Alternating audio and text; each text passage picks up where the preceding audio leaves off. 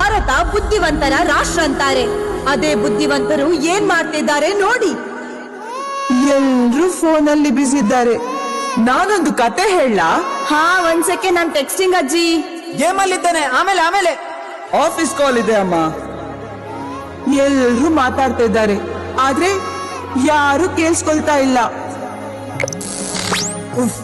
Wifi of ಆಯ್ತು. ಶಿಟ್. ಅಯ್ಯೋ ಅಮ್ಮ, ನೀನೇನೋ ಹೇಳ್ತಾ ಇದ್ದೆ. ಏನಿಲ್ಲ ಮಗ, ಕತೆ ಹೇಳ್ತಾ ಇದ್ದೆ. ಕಾಗೆ ಹಾರೋದನ್ನೇ ಮರೆತ ಕತೆ. ಈಗ ಹೇಳಿ ಅಜ್ಜಿ. ನಾವು ಕೇಳ್ತೇವೆ. ಹಾ ಬನ್ನಿ. ಒಂದು ಕಾಲದಲ್ಲಿ ತುಂಬಾ ಬಾಯಾರಿಕೆಯಾದ ಒಂದು ಕಾಗೆ ಇತ್ತಂತೆ. ಇದ್ ನಮಗ್ ಗೊತ್ತು. ಕಾಗೆ ಹಾಗೂ ನೀರಿನ ಕೊಡದ ಕತೆ. ಹಾ, ಆಮೇಲೆ ಏನಾಯ್ತು ಗೊತ್ತಾ? ಏನಾಯ್ತು?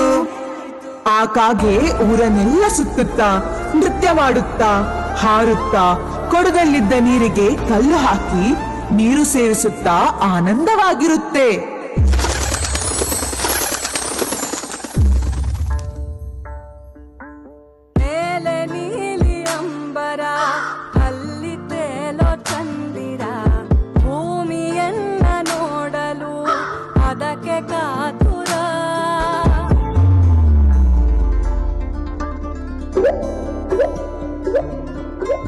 ಅಲ್ಲಿ ಮಿನುಗೋ ಕೆರೆ ಇದೆ, ಕೆರೆಯ ಮೇಲೆ ನೆರಳಿದೆ, ಕಿರಣಗಳು ತಾಕಲು ಒಂದಾಮೆ ನಲಿದಿದೆ.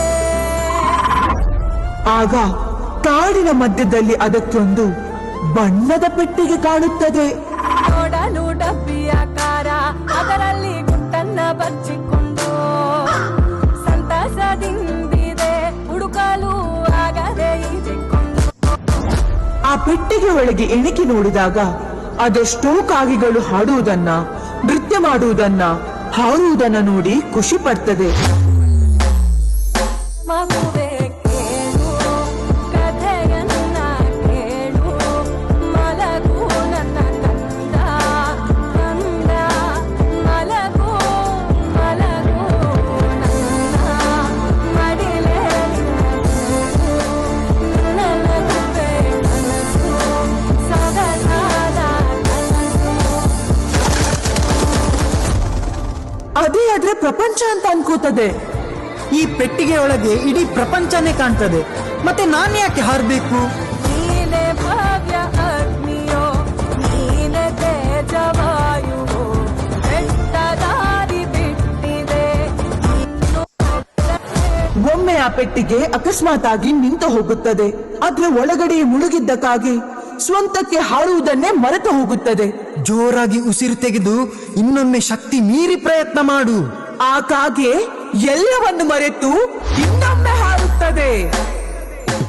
ನೀನು ಆಕೆ ಮಾಡಲು ಸೂರ್ಯ ರಥವ ಕಳಿಸುವ, ಅಷ್ಟದಿಕ್ಕೆ ಸಾರಥಿ ರಥವ ಚಲಿಸುತ್ತ, ನಿನ್ನ ಕೈಯ ರೇಖೆಯೇ ಕಾಲವು ಸಾಗುವಂತ ಸೇತುವೆ, ಇಂದಲೇ ಧಾರೆ ಎಳೆದ ನಿನ್ನಯ ಗೆಲುವಿಗೊಂದು ಶಸ್ತ್ರವೇ, ನಕ್ಷತ್ರ ಚಕ್ರವು ನೋಡಿಲ್ಲಿ ನಿನ್ನಯ ಅಬ್ಬರಕ್ಕೆ, ಮಂಗಳ ಭೂಮಿ ಬಳಿ ಬಂದನು ನಿನ್ನಯ ಸಿಂಧೂರಕ್ಕೆ, ವೀರ ಬಾರೋ, ರಣರ ಭಸವೇ ಬಾರೋ, ಜಯ ನಿನದೆ ಬಾರೋ, ನಿನದೆ ನೀನಲ್ಲದೆ ಬಾರೋ. ನಿಮ್ಗೇನಾದ್ರೂ ಅರ್ಥ ಆಯ್ತಾ? ಆ ಅಜ್ಜಿ ಅವರ ಮನೆ ಕತೆನ ಅವ್ರಿಗೆ ಹೇಳಿದ್ರು. ಆ ಪೆಟ್ಟಿಗೆ ನಿಮ್ಮ ಕೈಯಲ್ಲಿರುವ ಮೊಬೈಲ್ ಫೋನ್. ಆ ಕಾಯಿಗಳು ಯಾರಂದ್ರೆ ಅದು ನೀವುಗಳು. ಮೊಬೈಲ್ ಫೋನಿನಲ್ಲಿ ಮುಳುಗಿ ಸ್ವಂತಕ್ಕೆ ಬದುಕಿ ಸಾಧಿಸೋದನ್ನೇ ಮರೆತಿದ್ದೀರಾ ನೀವು. ಬೆಳಗ್ಗೆ ಎದ್ದು ನೋಟಿಫಿಕೇಶನ್ ಅಲ್ಲ, ಪ್ರಕೃತಿಯನ್ನ ಗಮನಿಸೋಣ. ಆಪ್ ಹತ್ರ ಕಡಿಮೆ ಮಾತಾಡೋಣ, ಅಪ್ಪ ಅಮ್ಮನ ಹತ್ರ ಹೆಚ್ಚಾಗಿ ಮಾತಾಡೋಣ. ವೈಫೈ ಜೊತೆ ಅಲ್ಲ, ಮನುಷ್ಯನ ಜೊತೆ ಕನೆಕ್ಟ್ ಆಗೋಣ. ಭಾವನೆಗಳನ್ನ ಫಿಲ್ಟರ್ ಮಾಡದೆ, ಮನಸ್ಸುಗಳನ್ನ ಎಡಿಟ್ ಮಾಡದೆ, ರೀಲ್ ಲೈಫ್ ಅನ್ನ ಬಿಟ್ಟು ರಿಯಲ್ ಲೈಫ್ ಅನ್ನ ಸಂಭ್ರಮಿಸೋಣ.